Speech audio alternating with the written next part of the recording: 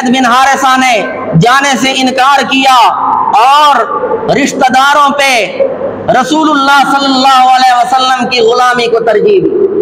आप सल्लल्लाहु अलैहि वसल्लम खुश हो गए, ज़ैद बिन हारिसा को उठाया, खाना काबा के करीब तशरीफ लाए। आपने फरमाया, लोगों गवाह रहो, आज से ज़ैद मेरा बेटा है।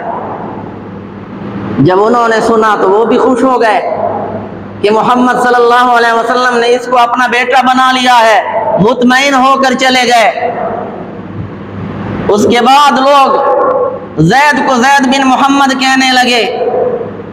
आप सल्लल्लाहु अलैहि वसल्लम ने जब उनको बेटा बनाया तो अपने खानदान में अपनी फूफी ज़ाद हजरत ज़ैनब के साथ उनका निकाह कर दिया। दोनों में आपस में बन न सकी तो हजरत ज़ैद ने हजरत ज़ैनब को तलाक दे दी। तलाक के बाद आप सल्लल्लाहु अलैहि वसल्लम का इरादा था कि मैं ज़ैनब से खुद निकाह कर लूं, लेकिन उधर लोगों में फिर ये अफवाह फैल जाती कि अपने बेटे की बीवी से इसने शादी की है। तो आप सल्लल्लाहु अलैहि वसल्लम सोच में थे।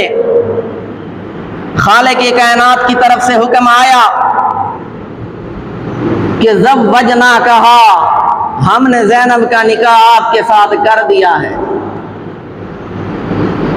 तो लोगों को ताकि ये बात मालूम हो जाए कि जो मुंह बोला बेटा है उसका हुक्म हकीकी बेटे वाला नहीं होता। लोग पहले इसी तरह समझते थे कि जिसको गोद ले लेते थे, जिसको पालते थे, उसको हकीकी बेटा समझते थे, मीरास में भी उसको हिस्सा देते थे और उससे पर्दा भी नहीं करते थे। आप सल्लल्लाहु अलैहि वसल्लम ने ज़ैद बिन हारिसा की बीवी से निकाह करके लोगों को ये बात समझा दी कि जो मुंह बोला बेटा है उसका हुक्म हकीकी बेटे वाला नहीं हो। लिहाजा एक मर्द अगर किसी बच्ची को गोद में लेता है, वो बच्ची अगर बालिग हो जाए तो उस पे पर्दा फर्ज है, इसलिए कि वो इसके हक में गैर महरम है।